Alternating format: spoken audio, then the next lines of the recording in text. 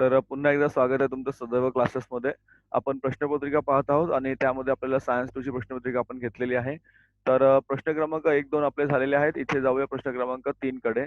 सजीवातील ऱ्हास पावलेल्या किंवा अपूर्ण वाढ झालेल्या निरुपयोगी इंद्रियांना काय म्हणतात? मानवी शरीरातील अशी इंद्रिय कोणती? इतर प्राण्यांमधील हीच इंद्रिय त्यांना कशी उपयुक्त आहेत? हा आपला प्रश्न होता. याचं उत्तर आपण पाहिलेलं होतं, तरी सुद्धा रिपीट करतो बघा मी. तर ऱ्हास पावलेल्या किंवा अपूर्ण वाढ झालेल्या निरुपयोगी अवयवांना आपण अवशेषांगी असे म्हणत असतो. अक्कलदाढ, आंत्रवृक्ष ज्याला अपेंडिक्स म्हणतात, शरीरावरील केस, माकड हाड ही मानवी शरीरातील अवशेषांगे आहेत. माकड हाडे इतर प्राण्यांमध्ये शेपटीला आधार देते. त्वचेवरील केस थंडीपासून रक्षण करत असतात. गेटिंग? हा प्रश्न परत रिपीट करतो बघा इथे. So the question is what guys? What do we call the degenerated or partially developed useless organs in living organisms? In list such organisms in human body, how the same organs are useful in other living animals. So how are they useful, guys? Let's see here. How are they useful and what are they called? So degenerated or partially developed useless organs are called as vestigial organs. Examples are wisdom teeth, ज्याला अक्कलदाढ म्हणतात, appendix, body hairs and कॉकॅक्स. कॉकॅक्स म्हणजे काय? माकड हाड. Are some vestigial organs in human body. Coccyx support the tail in the human other organism. Body hairs protect from the cold. Body hair protect from the cold. समजतं इथे? चला पुढच्या प्रश्नाकडे वळूया आपल्या. हां, पुढचा प्रश्न असा आहे की बघा 1 मिनिट. हां, तर प्रश्न आहे की दाम्पत्याला मुलगा होणार बघा, दाम्पत्याला मुलगा होणार की मुलगी हे त्या दाम्पत्याआधी पुरुषावर अवलंबून असते. या विधानाची सत्यता तुम्हाला सहकारण स्पष्ट करायची आहे. तर असं का होतं बघा आणि काय त्याच्या मागचं रिझन आपल्याकडे आहे बघा. शास्त्रीय रिझन कारण काय आहे या ठिकाणी बघा. बघा इथे. तर अ, थोडं 2 मिनिटं तुम्हाला अजून थोडंसं स्क्रीन नीट दाखवतो. हां, 1 मिनिट बघा. बघा. माणसाच्या बघा काय दिलं उत्तर त्याचं, की मानवामध्ये 2 प्रकारची लिंग गुणसूत्रे असतात. एक्स आणि कोणतं? वाय. तर पुरुषामध्ये एक्स, वाय असतं आणि स्त्रीमध्ये एक्स, एक्स अशी गुणसूत्रे असतात. लिंग गुणसूत्र म्हणतात. यामुळे काय होतं, पुरुषामध्ये एक्स लिंग गुणसूत्र असणारे आणि वाय लिंग गुणसूत्र असणारे अशा प्रकारच्या 2 शुक्रपेशी तयार होत असतात. स्त्रीमध्ये मात्र एकाच प्रकारच्या एक्स लिंग गुणसूत्र असणारे अंडपेशी तयार होत असतात. यामुळे अंडपेशीचे फलन होताना एक्स लिंग गुणसूत्र असणारा शुक्रपेशी असेल तर मुलगी होणार आणि वाय असेल तर काय होणार? मुलगा होणार. म्हणजे काय? तर हे सर्वस्वी कोणावर अवलंबून असतं? तर पुरुषावर अवलंबून असतं. लक्षात घ्या. ठीक आहे? I am repeating the question guys. Yes. So a couple shall have a male child or female child totally depends on upon husband. True truthfulness of this statement with scientific reason. So what is the reason, guys? Here I'll tell you. Yes. So humans have two sex chromosomes. Humans have two types of sex chromosomes, X and Y. In male XY and female XY. So what happens due to this? Man produces two types of sperms, X containing and Y containing sperm. However, in women there is only one, that is X containing egg cells are produced. So due to this, during fertilization of egg cells, if X containing sperms fuses forms a female child and Y containing sperm fuses it forms male child. Therefore, it totally depends upon the male partner that is husband. Getting guys? ठीक आहे. हा अजून धडा शिकवला नाही तुम्हाला, पण जेव्हा होईल तेव्हा तुम्हाला त्यावेळेस थोडंसं समजेल. पुढे तुम्हाला काही माहिती दिलेली आहे, ती माहिती वाचायची आणि प्रश्नाचे उत्तर तुम्हाला लिहायचे आहे. प्रश्न काय बघा. विद्युत निर्मितीसाठी अनेक मार्ग वापरले जातात, जसे की जलसाठ्यापासून विद्युत निर्मिती, पवन ऊर्जेपासून विद्युत निर्मिती, सौर ऊर्जेपासून विद्युत निर्मिती, जैविक इंधनापासून विद्युत निर्मिती. यामध्ये वापर करण्यात येत असलेले ऊर्जा स्रोत म्हणजे काय? जलसाठा, वेगात वाहणारा वारा, सूर्यप्रकाश, जैविक इंधन हे कधी न संपणारे आहेत. हे काय तर कधीही न संपणारे आहेत, शाश्वत आहेत. शाश्वत म्हणजे काय? कधी न संपणारे आहेत, शाश्वत आहेत. शिवाय यामध्ये पर्यावरणीय समस्याही निर्माण होत नाहीत. लक्षात घ्या. तर तुम्हाला विचारलेलं आहे की काय विचारलं बघा प्रश्न. वरील माहितीच्या आधारे कोणत्या ऊर्जेचा तुम्हाला बोध होतोय? जीवाश्म ऊर्जा ही कोणत्या ऊर्जेचे उदाहरण आहे आणि विद्युत ऊर्जा निर्मितीचा प्रभाव आकृती तुम्हाला काढायची आहे. हा धडा आपण खूप छान पैकी घेतलेला होता. बराच वेळ लागला होता धड्यासाठी आपल्याला. उत्तराकडे जाऊया बघा आपल्या. काय उत्तर आहे तुमचं इथे? तर प्रश्न उत्तर आहे काय तुम्हाला? तर वरील माहिती तुम्हाला काय दाखवते? हरित ऊर्जा काय दाखवते लक्षात घ्या. हा शब्द महत्वाचा आहे. हरित ऊर्जेचा आपल्याला काय होत असतो? बोध होत असतो. जीवाश्म ऊर्जा हे काय आहेत? हरित ऊर्जेचे उदाहरण आहे का? नाहीये. लक्षात घ्या. फॉसिल फ्युएल म्हणतात हे हरित ऊर्जेचे उदाहरण नाहीये. आणि हे एक आकृती तुम्हाला दाखवायची आहे. जसं टर्बाइन फिरण्यासाठी सुयोग्य ऊर्जा स्रोत. टर्बाइन फिरतात, मग जनरेटर फिरतात आणि काय मिळते तुम्हाला? विद्युत ऊर्जा मिळते. हे फ्लोचार्ट मी तुम्हाला सांगितले होते. जसे तसे तुम्हाला पाठ करून ठेवायचे आहेत. Okay, let's see the question here, guys. You are given one paragraph, small paragraph. You have to read the paragraph and answer some questions given below. Electric energy is produced in various ways like hydroelectric, wind power, solar energy, biofuel, etc. These energy sources are inexhaustible, sustainable. Besides, it does not cause Aryan Shinde, कुठे गेला होता रे? Besides, it does not cause any environmental pollution or problem. Getting? So, what are the environmental problem? Now, there are some questions like above information is about which type of energy. Then question number two, whether the fossil fuel is an example of this energy. And last question is draw the flowchart of production of electrical energy. Getting? फक्त electrical energy तुम्हाला draw करायचं आहे. तुम्हाला वेगळं असं particular काय विचारेल तुम्हाला नाही इथे. So the above information gives you information about green energy. कोणती एनर्जी आहे? तर ग्रीन एनर्जी लक्षात घ्या. हा वर्ड इम्पॉर्टंट आहे. This is the green energy. Fossil fuel is not an example of green energy. लक्षात घ्या. Fossil fuel is not an example of green energy. आणि एक डायग्राम आहे. प्रॉपर एनर्जी सोर्स तुम्हाला लागतो to run the turbine. So when the turbines are run, generator also runs and it produces electricity. It produces electricity. समजलं सर्वांना? चला पुढच्या प्रश्नाकडे वळूया आपल्या. प्रश्न क्रमांक 4 बघा काय आहे. प्राणी वर्गीकरणाच्या पद्धती कशा बदलत गेल्या आहेत? प्राणी वर्गीकरणाच्या पद्धती कशा बदलत गेल्या आहेत? बघा काय होतं त्याचं. आता प्राणी वर्गाच्या पद्धती बदलत गेल्या आहेत. त्यासाठी वेगवेगळे काय केलं आपण प्राण्यांचे वेगवेगळे गट आणि उपगट तयार केलेले आहेत. लक्षात घ्या. तर हे कशावर अवलंबून असतं? साम्य आणि फरकांवर. लक्षात घ्या. कशावर अवलंबून असतं? साम्य आणि फरकांवर. Similarities and differences. तर साम्य आणि फरकांवर आधारित आपण प्राण्यांचे गट आणि उपगट तयार करणे म्हणजेच काय? प्राण्यांचे वर्गीकरण करणे होय. समजलं तुम्हाला? प्राण्यांचे वर्गीकरण कसे करतो आपण? तर सिमिलॅरिटी बघतो म्हणजे साम्य पाहतो आणि फरक पाहतो. तर प्राणी वर्गीकरणाच्या पद्धती खालीलप्रमाणे बदलत गेल्या आहेत. कृत्रिम पद्धत अरिस्टॉटलने सुरू केली. थिओफ्रेस्टस, प्लिनी, जॉन रे आणि लिनस. नैसर्गिक पद्धतीमध्ये काय येतं? शरीर रचना, पेशी, गुणसूत्रे, जैवरासायनिक गुणधर्म. उत्क्रांतीवादावर आधारित पद्धत सुरू केली होती डॉबझन्सी आणि मेयर यांनी. पंचसृष्टी आपण बघितलं रॉबर्ट विटाकरचा 5 किंगडम क्लासिफिकेशन आहे पंचसृष्टी पद्धत. पंचसृष्टी पद्धत. आणि नवीन पद्धती आहे तुमची याची रचनात्मक पद्धत आहे. बघा इथे रचनात्मक संघटन त्याला म्हणतो आपण. रचनात्मक संघटन, शरीर समिती, आद्य स्तर, देहगुहा, खंडी भवन या आधारभूत मुद्द्यांवर आधारित आहेत. वरील क्रमाने प्राणी वर्गीकरणाच्या पद्धती आपल्याला बदलत गेलेल्या दिसतात. ठीक आहे. आणि आपण शिकलेलो क्लासिफिकेशन ऑफ अॅनिमल्स मध्ये आपण. काय क्वेश्चन बघा परत रिपीट करतो मी इथे. Question number 4 guys. Question is what here? Track the changes in methods of animal classification. How the methods of classification change over the time. How it is changed over the time. Getting guys? चला, what is the answer? थोडासा answer check करूया आपण इथे. Yes. So first तुम्हाला दिले की क्लासिफिकेशनची definition दिली तुम्हाला इथे. Formation of groups and subgroups of animals depending upon similarities and differences is called as animal classification.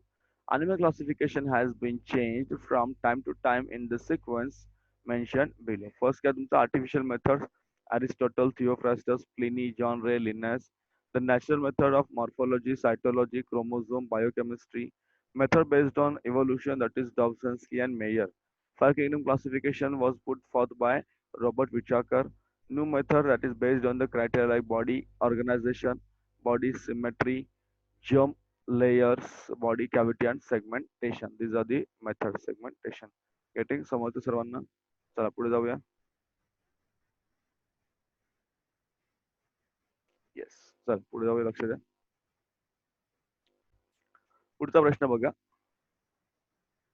प्रश्न क्रमांक 5. सामाजिक आरोग्य धोक्यात आणणारे घटक विचारात घेऊन तुम्हाला एक संकल्पना चित्र दिलेलं आहे. हे तुम्हाला पूर्ण करायचं आहे. संकल्पना चित्र. काय बघा, सामाजिक आरोग्य धोक्यात आणणारे घटक तुम्हाला दुर्धर आजार निर्माण करतात. तंबाखूजन्य पदार्थांचा समावेश यापैकी कोणत्या घटकात होतो? दुसरं, तंबाखूजन्य पदार्थामुळे सामाजिक आरोग्य कसे धोक्यात येत असते? तंबाखूजन्य पदार्थ तुम्हाला माहित आहे, सिगारेट आहे, बिडी आहे, त्याचबरोबर तंबाखू हा एक सुद्धा जो प्रकारे लोक खातात तंबाखू. याने सामाजिक आरोग्य कसं धोक्यात येतं बघा. तर इथे बघा, तर तंबाखूजन्य पदार्थांचा व्यसनाधीनता याच्यामध्ये समावेश होतो. कशामध्ये तो व्यसनाधीनता, कारण त्याचं व्यसन लागतं माणसाला. त्याचं काय लागतं? व्यसन लागतं, व्यसनाधीनता. त्याचबरोबर तंबाखूजन्य पदार्थामुळे कर्करोग होतो. कर्करोगमध्ये कॅन्सर असे दुर्धर आजार होत असतात. त्याचबरोबर असे आजार समाजात मोठ्या प्रमाणावर होणे म्हणजे सामाजिक आरोग्य धोक्यात येणे, लक्षात घ्या. कारण कॅन्सरवर कुठल्याही प्रकारे लस तर नाहीच आहेत आणि उपचार करणं सुद्धा थोडंसं महागडं पडतं सर्वांना. म्हणजे तुम्हाला अशा प्रकारे या ठिकाणी लिहिता येईल बघा इथे काय. हं.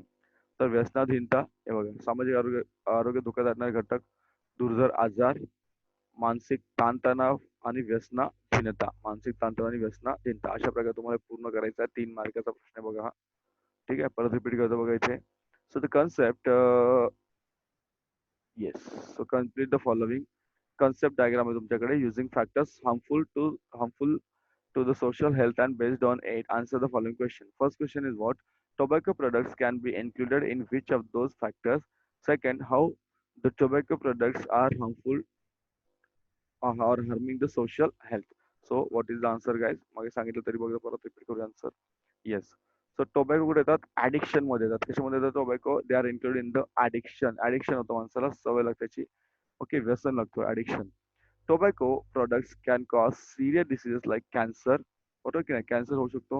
And it causes बघा इथे काय दिलं तुम्हाला, serious diseases like cancer and occurrence of cancer. Such disease in the society on large scale is nothing but harm to the social health. समजलं? आणि हा जो तक्ता दिला ना, तो पण तुम्हाला पूर्ण करायचा आहे अशा प्रकारे. एक मिनिट बघा. हा, ठीक आहे. So what are the factors guys?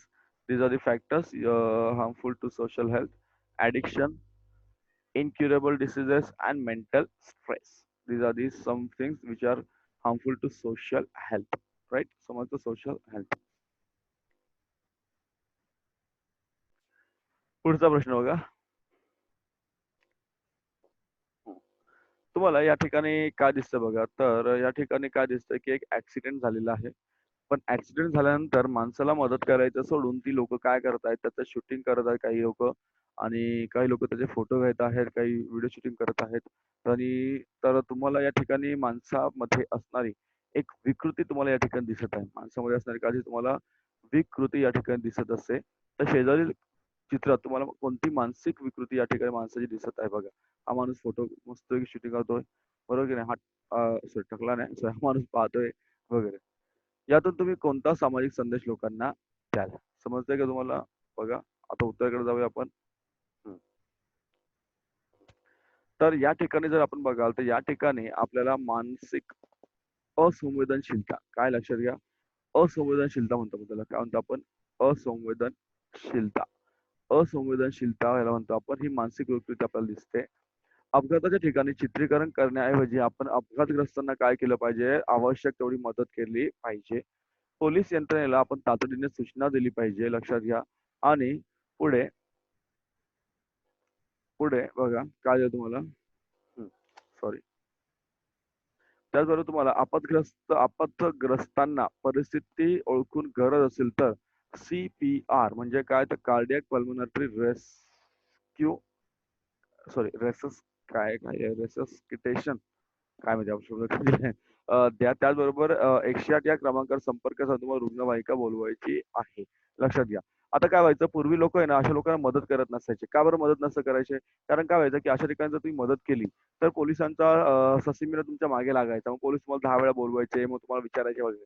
परंतु आता सरकारने ठरवलं की असं जर तुम्ही मदत केली एखाद्याला, तर तुम्हाला कुठल्याही प्रकारे त्रास पोलिसांकडून होणार नाही, किंवा कुठल्याच सरकारने तुम्हाला त्रास होणार नाही. त्यामुळे सरकार म्हणते की अशा लोकांना तुम्ही मदत करा, तुमचं तुम्हाला कुठल्याही प्रकारे त्रास होणार नाही. त्याला आता गुड सॅमॅरिटन्स असं काहीतरी म्हणतात त्याला, सॅमॅरिटन्स वगैरे, समरिटन्स म्हणून काहीतरी. ठीक आहे, चला. See here. Which mental illness is shown in this picture and which social message would you like to give through it? ठीक है. So you can see there is an accident. There is an accident, and people are shooting it. People are taking the photographs and sending it in the respective groups. Now, so this is known as insensitivity. याला काय म्हणतात? Insensitivity. It is known as insensitivity. याला काय म्हणतो आपण? Insensitivity. आणि social message आपण काय देऊ शकतो या ठिकाणी की you should instead of making a video clips of the accident. बघा, ऍक्सिडेंटचे व्हिडिओ क्लिप बनवायचे नाहीयेत, right? Instead of making the video clips of the accident, provide help to the victim. जे काही लोक ज्यांचा ऍक्सिडेंट झाला तुम्हाला मदत करायची आहे. इन्फॉर्म दी पोलीस इमिजिएटली, पोलिसांना लगेच बोलवायचं आहे. As per the situation provide CPR, cardiac pulmonary resuscitation to the victim if necessary and call 108 for the ambulance. ॲम्ब्युलन्ससाठी 108 तुम्ही कॉल करायचा आहे. समजलंय? अशा प्रकारे तुम्ही लोकांना मदत करू शकता. चला, तर पुढचा प्रश्न बघा काय आहे. शेवटचा प्रश्न आहे प्रश्न क्रमांक 3 मधला. प्रश्न क्रमांक 3 मधला शेवटचा प्रश्न आपला बघायचा आहे. 7 नंबर. तुमच्याकडे 7 पैकी तुम्हाला 5च सोडवायचे असतात. लक्षात घ्या. 7 पैकी 5च सोडवायचे असतात. तुम्हाला हे 2 ऑप्शन्स मध्ये असतात. सर्वसामान्य नागरिकाच्या दृष्टीने आपत्तीचे संवेदनशील भाग कोणते हे तुम्हाला थोडक्यात विशद करायचे आहेत की आपत्तीचे संवेदनशील भाग कोणते. रिपीट करूया प्रश्न आपण बघायचा. क्वेश्चन रिपीट करूया. Explain in brief the sensitive issues of general public about disaster. General public about disaster. Getting? So let's see. तर काय बघायचे. हे सर्वसामान्य का लक्षात घ्या. सर्वसामान्य दृष्टीने तुम्हाला काय दिलंय, आपत्तीचे संवेदनशील भाग कोणते आहेत. तर आपत्तीमध्ये संवेदनशीलता कुठे असते बघा. सगळ्यात महत्वाचं काय असतं तर जीवितहानी. माणसाचा जीव वाचला पाहिजे. प्रॉपर्टी वगैरे काय ती नंतर पण कमवता येते, पण जीव वाचला पाहिजे. ते जीव तर ठीक आहे. त्यानंतर येतं तर वित्तहानी. अनेक ठिकाणी वित्तहानी होते, जखमी होणे, रोगराई पसरते आणि आपत्ती पश्चात पुनर्वसन. कारण हा सुद्धा एक मोठा प्रॉब्लेम आहे, आपत्ती पश्चात पुनर्वसन. विविध प्रकारच्या आपत्तींमध्ये जीवितहानी होत असते. यामध्ये कुटुंबातील कर्त्या व्यक्तीचा मृत्यू झाल्यास कुटुंबाच्या उदरनिर्वाहाचा प्रश्न उपस्थित होतो. आगीसारख्या आपत्तीमध्ये संपूर्ण घर जळून खाक झाल्यास कुटुंबाची मोठी काय होत असते, वित्तहानी होत असते. आपत्ती पश्चात पुनर्वसन हा एक अत्यंत संवेदनशील मुद्दा आहे. यात अनेक वेळा सरकारी मदत मिळण्यामध्ये विलंब होऊ शकतो. बरोबर की नाही? अनेक ठिकाणी आपण पाहतो. आज आपल्याकडे महाराष्ट्राचा विचार केला आपण, तर आपल्याकडे बऱ्याच ठिकाणी बघा पूर येऊन गेलेला आहे. उत्तर महाराष्ट्रामध्ये खूप नुकसान झालेलं आहे. मध्यंतरी कोकण किनारपट्टीवर एक वादळ धडकलं होतं. त्याचं नाव होतं निसर्ग. तर आपत्ती पश्चात पुनर्वसन झालं की हा एक होऊ शकतो. अशा वेळी समाजाने मदत निधी गोळा करून आपत्तीग्रस्तांना मदत करणे आवश्यक असते. समाज करत असतो, पण समाजासोबत सरकारी मदत मिळायला काय होतं तर विलंब होत असतो. लक्षात घ्या. होऊ शकतो नाही, तो सहसा होतच असतो. माझं तरी म्हणणं असं आहे. हं. आता का होतं काही नाही, याच्या मागे अनेक कारणं असतात. आपण काही पॉझिटिव्ह काही निगेटिव्ह गोष्टी असतात. ठीक आहे. चला एक्सप्लेन करूया परत. So sensitive areas about disaster. Sensitive areas about disasters are what? First is the loss of life, financial loss, injuries, spreading of disease, and post-disaster rehabilitation. Loss of life occurs in various types of disasters. If if the sole earning member dies in the disaster, livelihood of the family becomes difficult. Family faces a huge economic loss due to burning the home to ashes in fire. Post-disaster rehabilitation is also a sensitive issue. Many times what happens, there is delay in financial help from the government authorities. It is highly appreciable to raise the fund and extend a helping hand on the part of society. On the part of society. Getting guys? समजतं सगळ्यांना?